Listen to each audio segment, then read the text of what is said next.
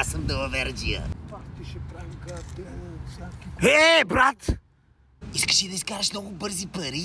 Парички, ама ти не си от уния, дето с пирамидите ни мамите. Схемите ли? Yes! Не. Ще изкараш много парички, стига да купиш това кестенче. Как ще изкараме пари, бе, брат? Всеки път, когато риташ топка, ще изкараш 50 лева. Колко пари ще ми струва това нещо?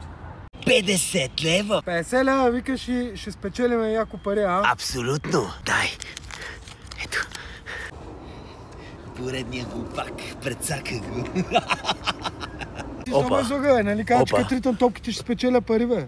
Не риташ просто правилните топки. Така ли? Не съм ритал правилните топки, а? Топките ви. Аз си знаех, че си измамник. Ама чапа толкова само за външен вид и дам от 5 до 10 години. Гледай какво спечели.